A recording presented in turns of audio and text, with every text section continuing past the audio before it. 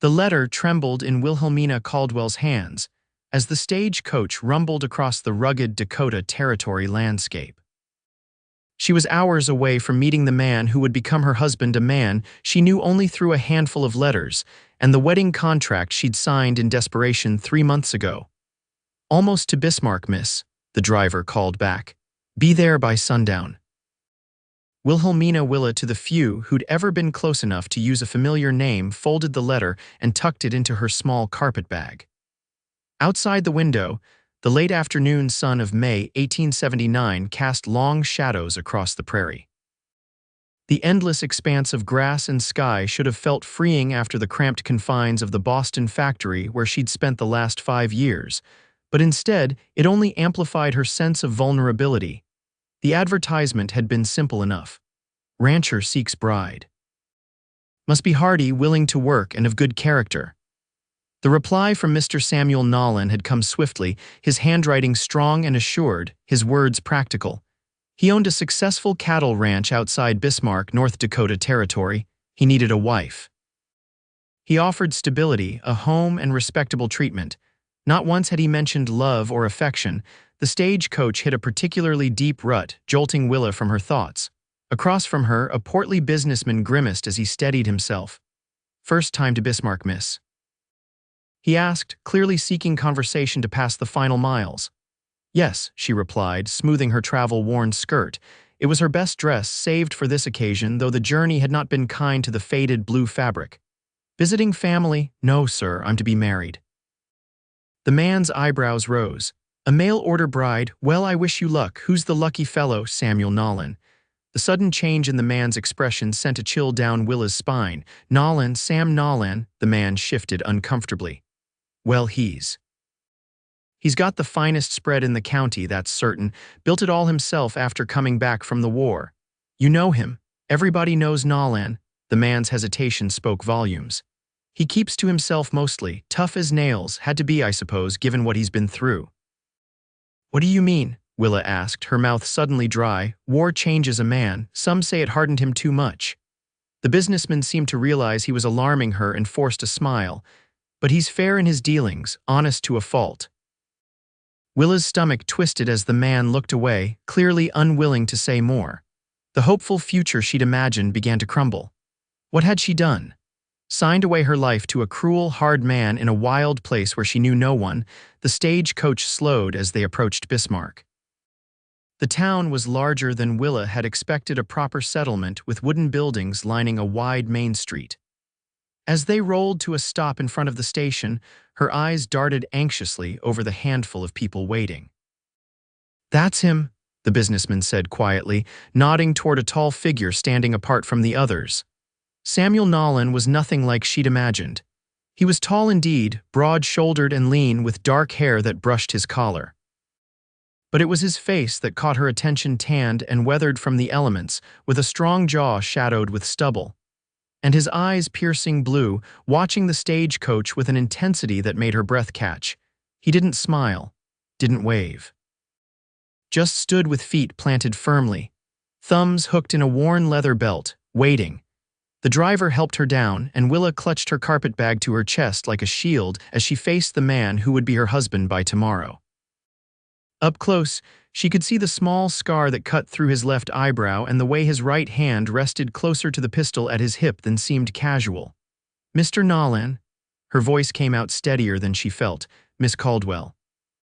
His voice was deep, with a roughness that suggested it wasn't often used for conversation.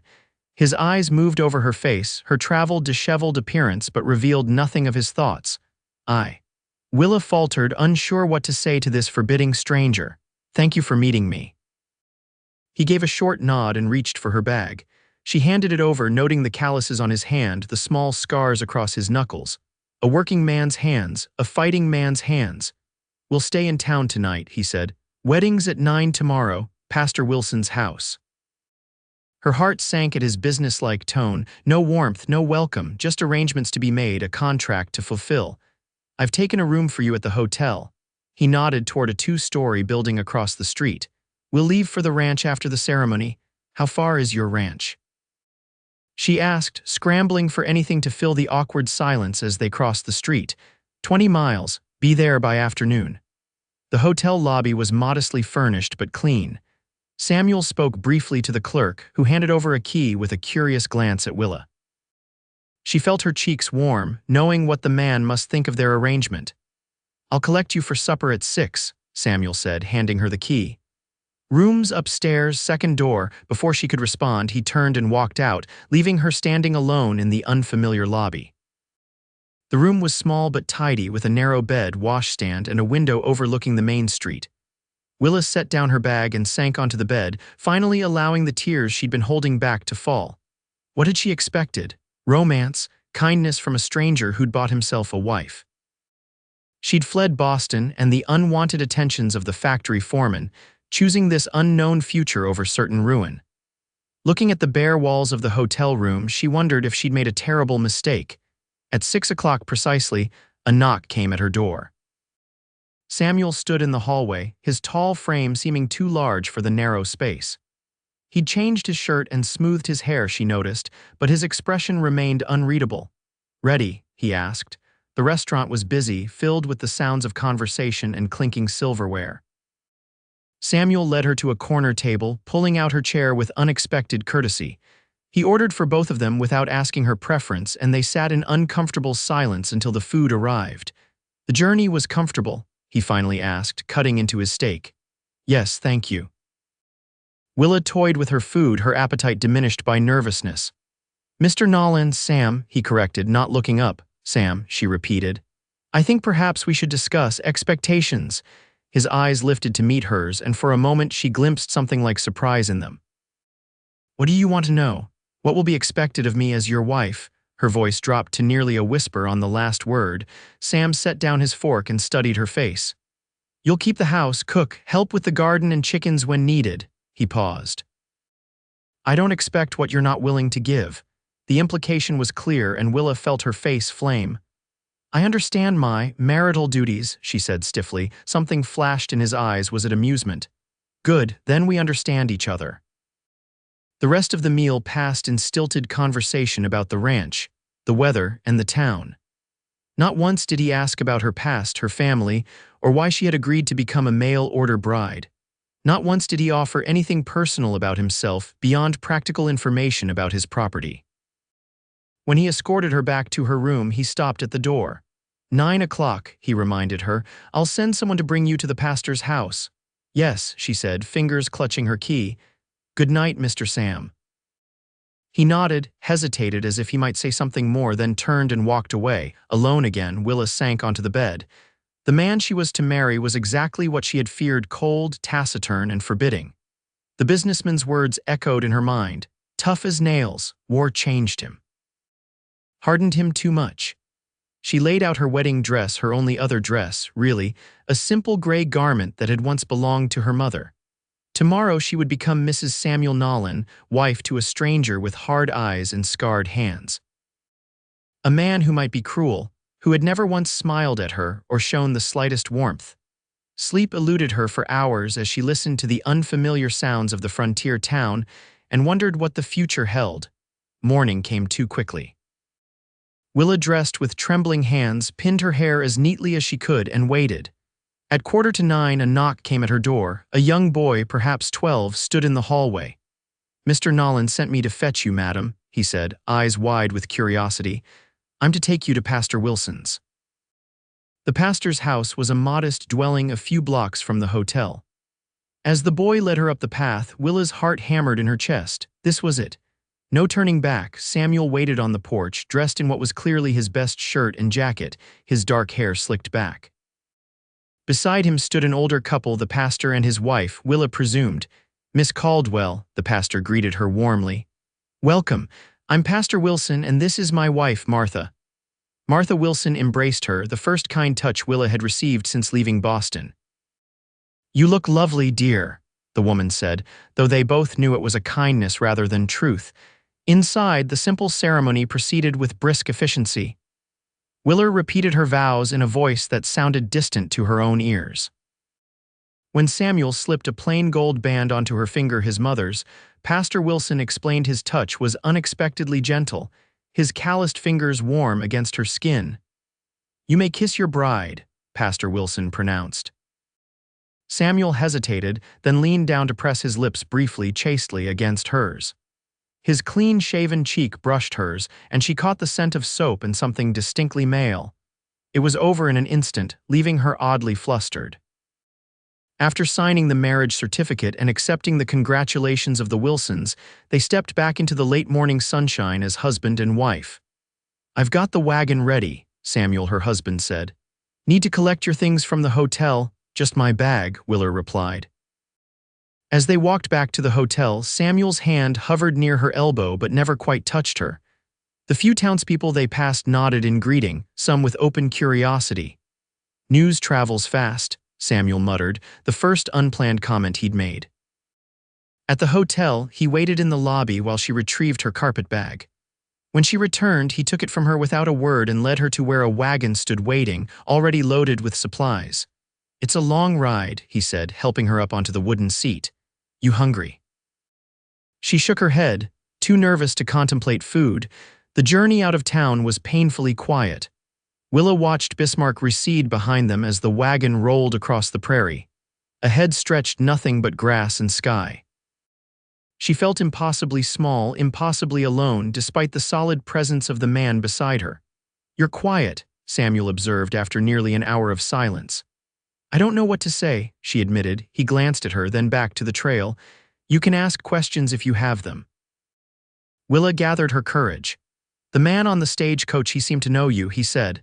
"He said the war changed you." Samuel's hands tightened on the reins. "People talk, don't mean they know anything." "Were you in the war, the Civil War?" A muscle ticked in his jaw. "Union cavalry, 4 years."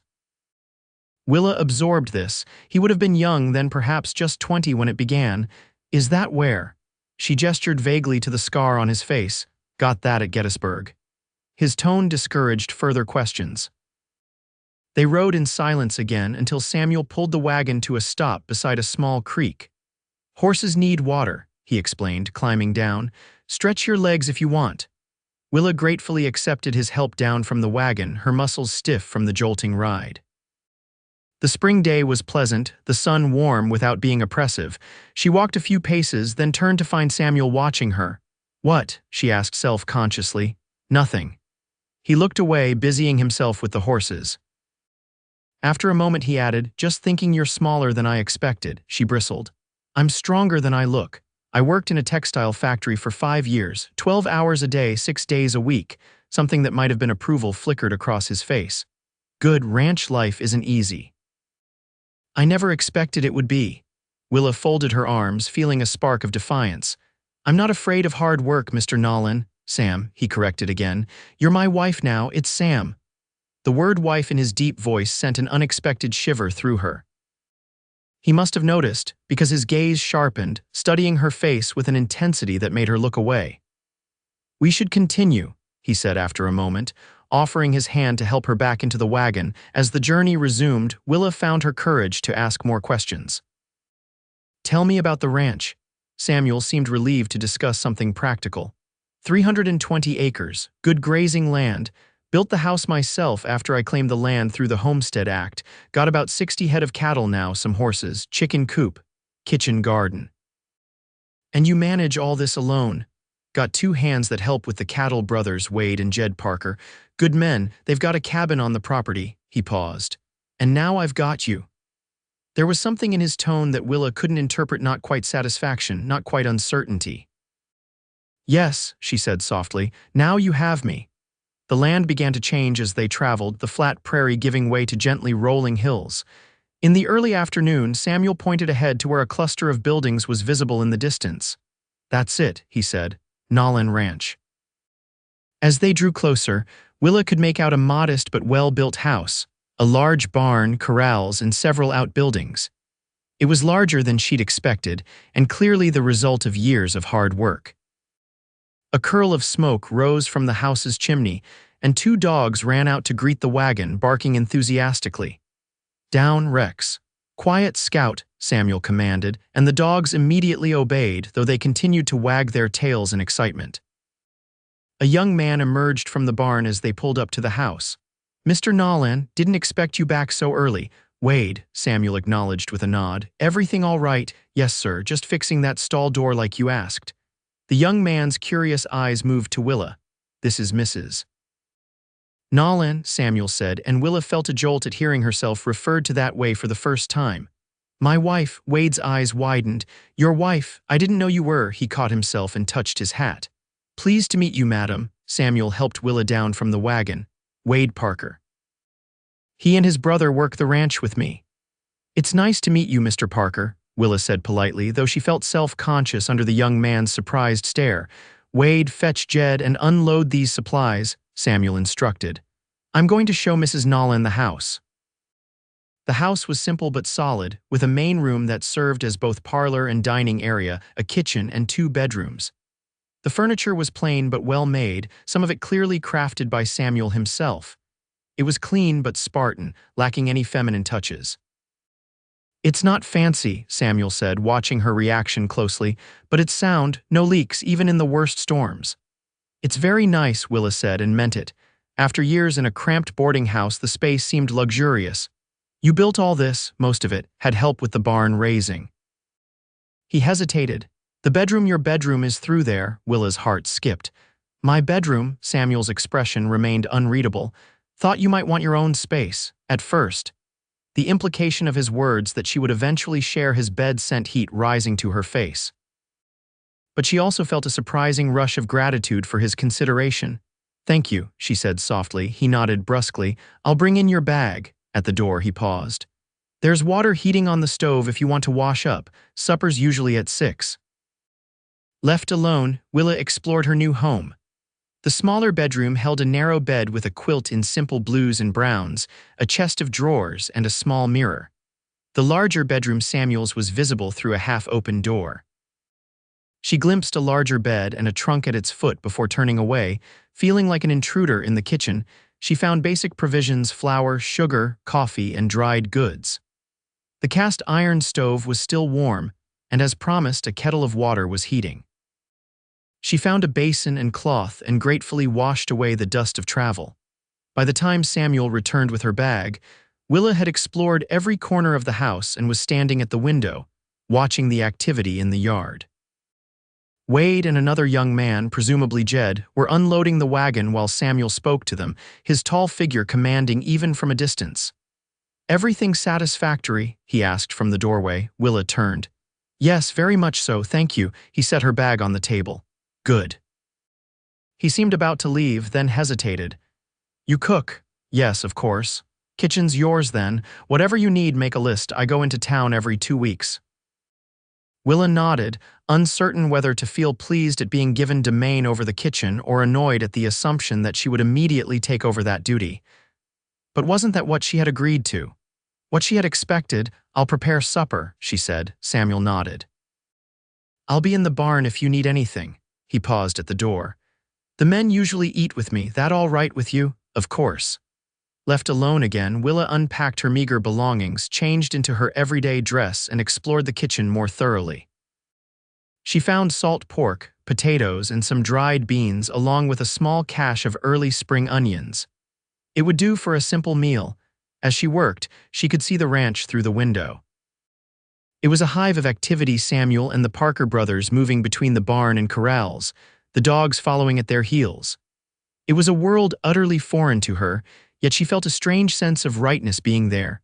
At 6, the men washed up at the pump outside before filing into the house.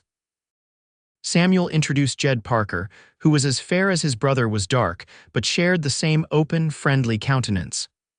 Both young men seemed in awe of her, as if a woman in the house was a marvel they'd never expected to witness. The meal was simple but hearty. Willa watched nervously as Samuel took his first bite, relaxing only when he nodded in apparent approval. The Parker brothers were effusive in their praise, though she suspected they would have complimented anything that wasn't cooked by their own hands.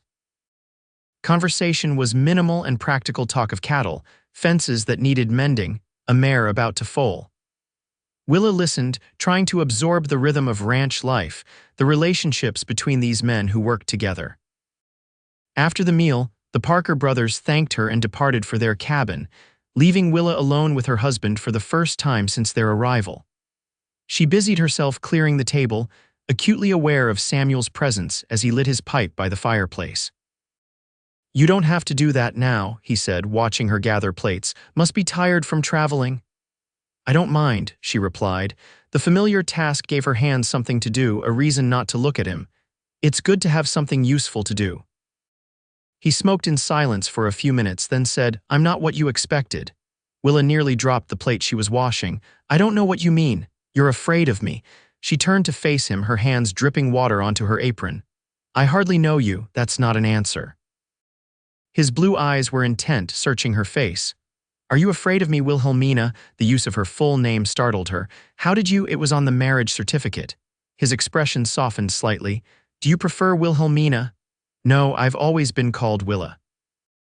She dried her hands on her apron, gathering her courage. "And yes, I am a little afraid of you. I've heard things." "What things?" "That the war changed you, made you hard, that you keep to yourself because—" She faltered. "Because I'm cruel." His voice was deceptively soft. Willa couldn't answer, her throat suddenly tight. Samuel set his pipe down and stood, his tall frame imposing in the small room. For a moment, Willa felt a flash of real fear as he approached her, but he stopped, maintaining a respectful distance. "I'm not a cruel man, Willa. Hard, yes. Life's been hard. War was harder. I don't suffer fools, and I expect honest work from those I pay." His voice remained even, controlled. "But I've never raised my hand to a woman, never would. You're safe here." Relief washed through her, though caution remained. "Thank you for saying so." "I don't just say things." There was an edge to his voice now. "When I make a promise, I keep it." Willa nodded, uncertain how to respond. Samuel ran a hand through his hair, a gesture that seemed uncharacteristically uncertain. "This is awkward for both of us, I know that. I'm not good with words or gentleness." He looked away. "But I've waited for gentle too long." The admission hung in the air between them, vulnerable and raw. "What do you mean?" Willa asked softly. He met her eyes again. "I mean I'm tired of being alone, of hardness, of nothing soft in my life." He gestured around the sparse room. "This place needs a woman's touch, and I—" He stopped, seeming to struggle with the words. "I need a wife, not just someone to cook and clean, a partner." It was the most he'd spoken at one time since she'd met him, and Willa found herself moved by the simple honesty in his voice. "I can be that," she said. "I want to be that, but it will take time for us to know each other." Samuel nodded. "Time we've got plenty of." He picked up his pipe again. "I rise at dawn, sleep when it's dark, work hard in between. That's the rhythm here, I understand." He hesitated, then added, "I'd like to know you, Willa, your story, not tonight, but sometime." "I'd like that too," she replied, surprised to find she meant it. That night, in the small bedroom that was now hers, Willa lay awake listening to the unfamiliar sounds of the prairie, the distant lowing of cattle, the occasional bark of the dogs, the whisper of wind through the grass. Through the wall, she could hear Samuel moving about in his room, the creak of bed springs as he settled, her husband. A stranger still, but perhaps not the cruel man she had feared. There was a gentleness beneath his rough exterior. She had glimpsed it in his consideration of her privacy, in the way he handled her bag, in his promise of safety. It wasn't much to build a marriage on, but it was a beginning. With that thought, she drifted off to sleep, her first night as Mrs. Samuel Nolan. Morning came with the crowing of roosters and the smell of coffee. Willa dressed quickly and found Samuel already at the stove, pouring a cup of the strong brew. "Morning," he said, offering her the cup. "Thank you." Their fingers brushed as she took it, sending an unexpected tingle up her arm. "You're up early, always am." He poured himself another cup. "Cattle don't wait." Willa set about making a simple breakfast of biscuits and bacon. By the time the Parker brothers arrived, the kitchen was filled with the comforting aroma of cooking food. She couldn't help noticing the appreciative look Samuel gave her as she set the plates on the table. After breakfast, Samuel showed her the rest of the property, the chicken coop where 24 hens scratched and clucked, the vegetable garden that needed weeding, the smokehouse, and the small apple orchard he'd planted 3 years earlier. "Trees are just starting to produce well," he said with a hint of pride as they walked among the flowering branches. "Should have a good crop this year." "It's all very impressive," Willa said sincerely. "You've built something wonderful here." For the first time, she saw a genuine smile transform Samuel's face, softening the hard lines and lighting his blue eyes. It was so unexpected, so disarming that Willa felt her breath catch. "Took time," he said, "and work, lots of work." "I'm not afraid of work," she reminded him. "No, I don't expect you are." His gaze held hers for a moment longer than necessary before he looked away. "I need to check the herd with the boys. You'll be all right here. I'll be fine. I have plenty to do." The days fell into a pattern. Willa rose at dawn to prepare breakfast, then spent her mornings tending the chickens, working in the garden, or cleaning the house. In the afternoons, she baked bread, mended clothes, and prepared the evening meal. Samuel and the Parker brothers worked from sunup to sundown, returning tired and hungry. Slowly, almost imperceptibly, things began to change between them. Samuel began to linger at the table after the Parkers left, sometimes talking about the day's work, sometimes asking Willa questions about her life before Bismarck. She told him about growing up in Boston, losing her parents to influenza when she was 17, finding work in the textile factory to survive. The foreman, she admitted one evening 3 weeks after their wedding, he made advances, said he'd fire me if I didn't. She couldn't finish. Samuel's hand tightened on his coffee cup. "Did he hurt you?" "No," Willa looked down at her hands. "I left before he could. That's when I saw your advertisement." He was silent for a long moment. "I'm glad you did," he finally said, his voice rough with an emotion she couldn't identify. Each day, Willa discovered something new about her husband. He was fair with the Parker brothers, demanding but never unreasonable. He was kind to animals. She often saw him talking softly to the horses or scratching the dogs behind their ears. He read voraciously in the evening's history mostly, and some poetry that surprised her, and he was unfailingly respectful toward her. He never entered her bedroom without knocking, never made any demands beyond the running of the household. Never touched her beyond the occasional brush of hands when passing a plate or cup. Sometimes she caught him watching her with an intensity that made her skin warm, but he always looked away when she met his gaze. One evening in late June, a violent thunderstorm rolled across the prairie. Lightning split the sky as Willa prepared supper, the wind howling around the sturdy house. The Parker brothers had gone to their cabin earlier, leaving her alone with Samuel. "Storm's bad," he observed, coming in from checking the barn. His shirt was soaked, clinging to the lean muscles of his chest and shoulders. "Cattle are restless, might be a long night." As if to punctuate his words, a deafening crack of thunder shook the house. Willa jumped, a small cry escaping her lips before she could stop it. "You afraid of storms?" Samuel asked, hanging his wet hat by the door. "No, Another thunderclap made her flinch. "You are," he said, but there was no mockery in his voice. "Nothing to be ashamed of. Nature's powerful out here, different from the city." "I'll be fine," Willa insisted, turning back to the stove to hide her embarrassment. Suddenly, the house went dark as the wind extinguished the lamps. Willa froze, momentarily blind in the darkness, then strong hands were on her shoulders, steadying her. "Don't move," Samuel said, his voice close to her ear. "Stove's hot. Let me get the lamps relit." His hands left her, and she heard him moving confidently through the dark room. A match struck, and warm light bloomed as he lit the nearest lamp. In the flickering glow, his face was all planes and shadows, strangely intimate. "Thank you," Willa said, suddenly aware of how alone they were, how close he stood. Samuel nodded, his eyes never leaving her face. Another crash of thunder rattled the windows, but this time Willa didn't jump. She was too captivated by the look in her husband's eyes. "Willa," he said, his voice lower, rougher than she'd ever heard it. "I've been patient." Her heart began to race. "Yes, you have. Too patient, maybe." He set the lamp down on the table, taking a step closer to her. "I told myself to give you time, that you needed to feel safe first." "I do feel safe," she whispered. "With you." Something flared in his eyes at her words. "Do you know how hard it's been? Having you here in my home, but not really mine. Watching you move around this house, smile at me across the table, and not being able to touch you." Willa swallowed, heat building in her core at his words. "You could have touched me. I'm your wife. I didn't want to take, I wanted you to give." His hand came up, hesitating just shy of her cheek. "Can I touch you now, Willa?" In answer, she leaned her face into his palm. His skin was warm and calloused against her cheek, and she heard his sharp intake of breath at the contact. "I've never been good with gentle," he murmured. "But I want to be with you."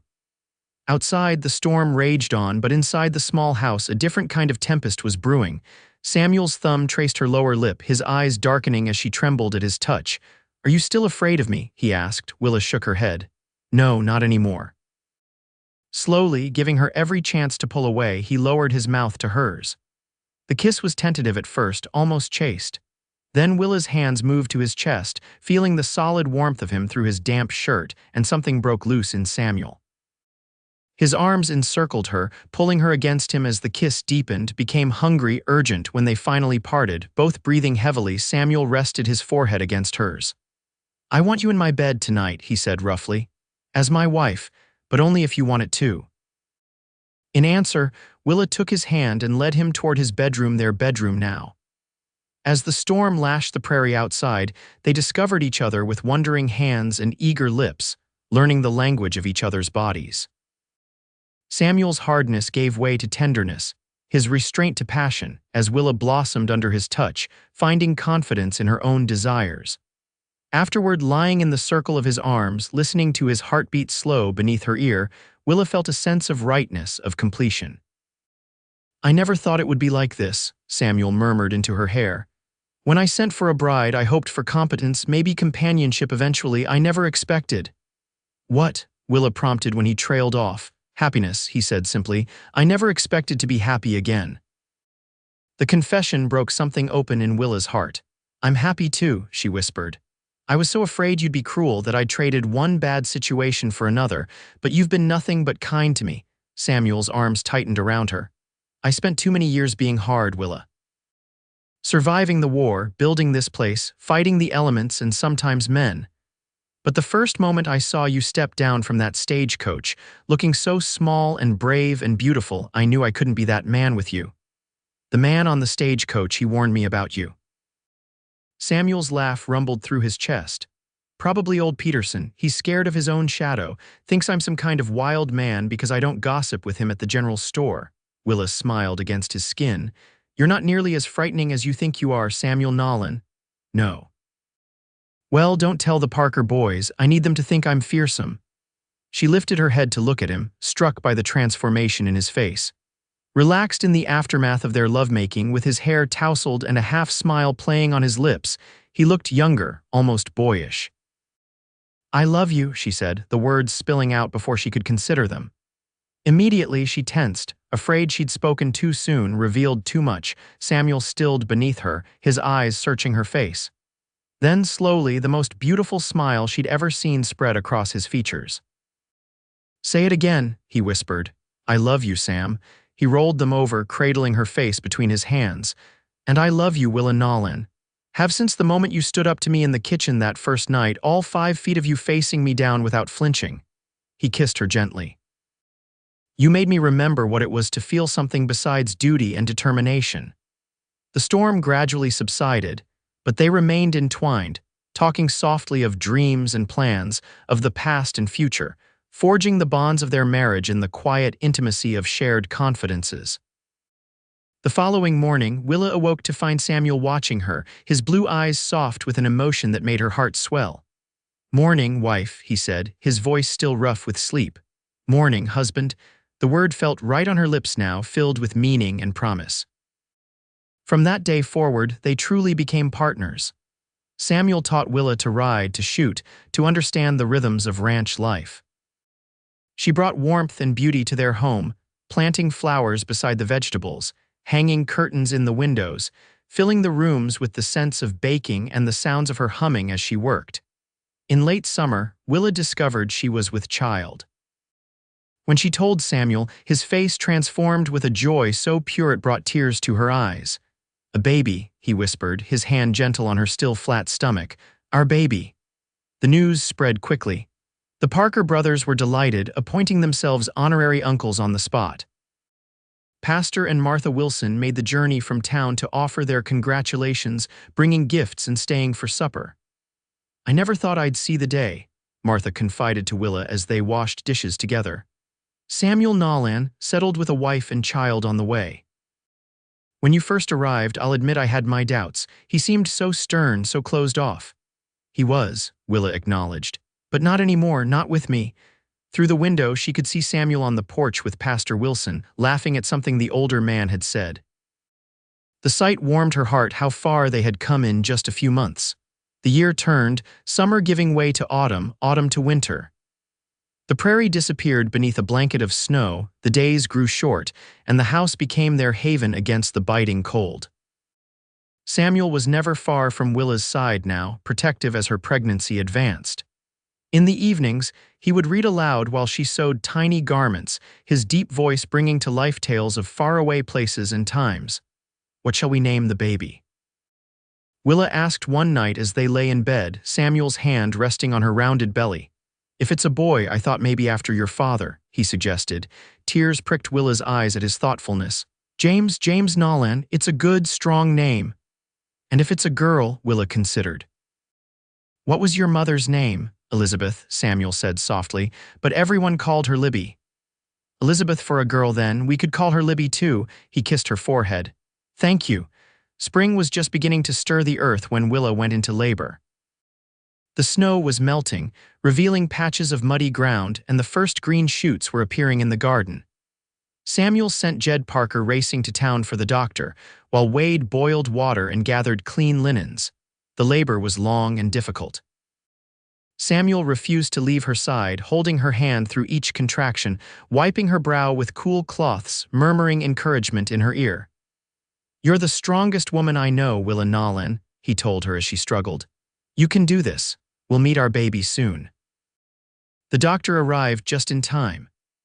As dawn broke on a clear April morning, Elizabeth Libby Nolan entered the world with a lusty cry, her tiny fists waving in protest at being thrust from her warm cocoon into the bright, cold world. "She's perfect," Samuel whispered, tears streaming unashamedly down his face as he held his daughter for the first time. "Look what we made, Willa, she's perfect." The Parker brothers waited anxiously for news, then whooped with joy when Samuel emerged to announce the birth of a healthy baby girl.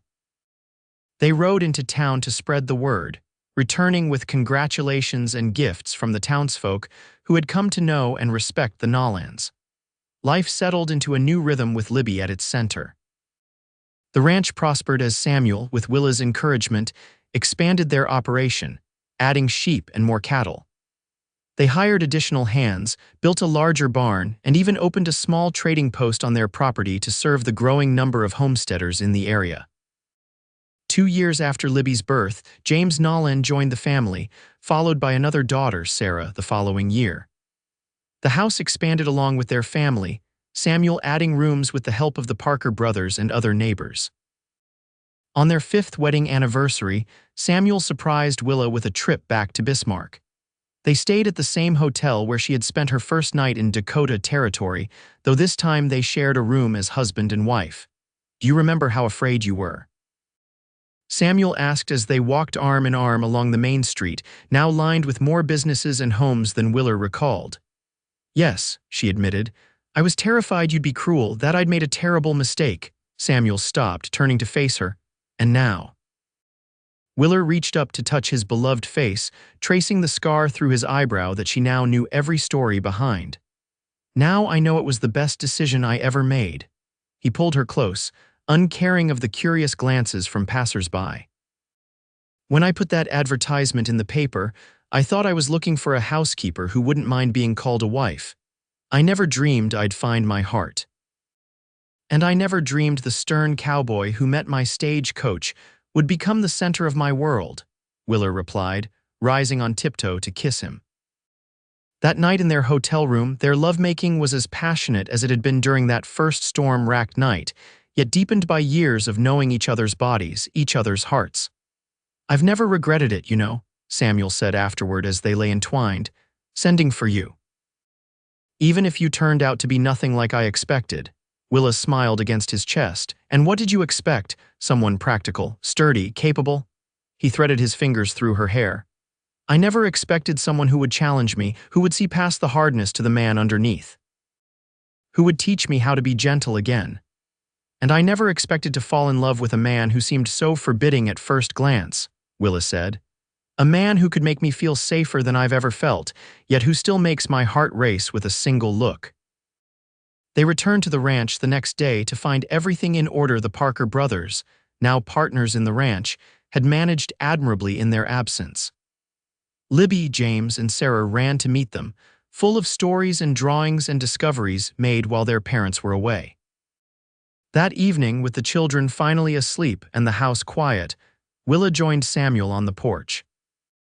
He wrapped an arm around her as they gazed out at the land that had become their kingdom, the cattle grazing in the distance, the wheat fields golden in the setting sun, the apple orchard now tall and productive. "Did you ever imagine this?" she asked. "When you came here after the war, did you picture all this?" Samuel considered the question. "I imagined the ranch, the cattle, maybe even the children someday in an abstract way." He tightened his arm around her waist. "But I never imagined happiness, Willa. That was the gift you brought me." As the sun sank below the horizon, painting the prairie in shades of purple and gold, Willa leaned her head against her husband's shoulder. The mail-order bride who had feared cruelty had instead found a love that had transformed them both. And the cowboy who had waited too long for gentleness had finally found it in the arms of a woman brave enough to see beyond his hard exterior to the tender heart beneath. Together, they had built not just a ranch, but a life filled with love, laughter, and the sweet reward of patience. And as the first stars appeared in the darkening sky, they shared a kiss that held the promise of all the years yet to come, years that would bring challenges and joys, hardships and triumphs, but always, always love.